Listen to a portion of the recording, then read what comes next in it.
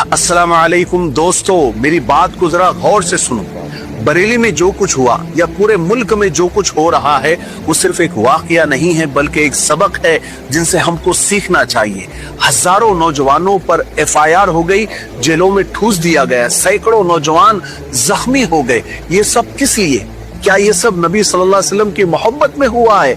नहीं, ये सब एक गहरी साजिश का हिस्सा है जिसमें हमें इस्तेमाल किया गया और किया जा रहा है। हमारी मोहब्बत हमारे नबी से इतनी है कि हम उनकी शान में गुस्ताखी बर्दाश्त नहीं कर सकते। ये हमारा ईमान है, लेकिन सवाल ये है कि क्या हमारे जोश का फायदा उठाकर हमें ही नुकसान तो नहीं पहुंचाया जा रहा है?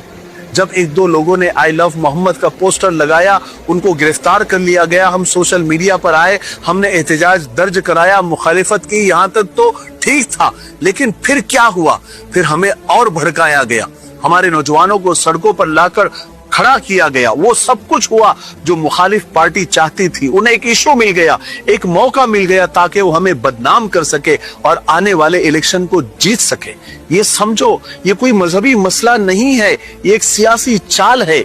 हम पूरी दुनिया की समझदार कौम हैं, हमने अपनी तारीख से सीखा है, जब भी हमें जज्बात में लाया जाता है, हमसे गलतियां सरजद होती है, ये हमारा फर्ज है कि हम अपने नबी सल्लल्लाहु अलैहि वसल्लम की हुर्मत का दिफा करें। लेकिन क्या इस तरह, क्या सड़कों पर आकर अपने भाइयों की जिंदगियां खतरे में डालकर? इससे तो सिर्फ हमारा ही नुकसान होगा।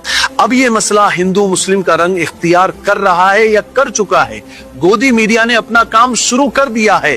हमारे एहतजाज को हिंदू भाइयों के त्योहारों से जोड़ा जा रहा है, उनके मजहबी जज्बात को भड़काया जा रहा है। हालांकि मुसलमानों का ऐसा कोई इरादा नहीं था, उन्हें जानबूझकर उस लड़ाई में धकेला जा रहा है जो मुसलमानों की है ही नहीं।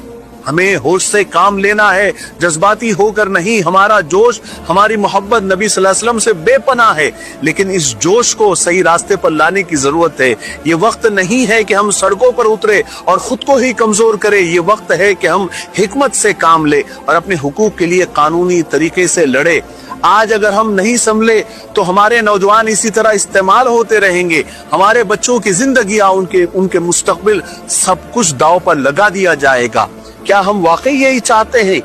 नहीं।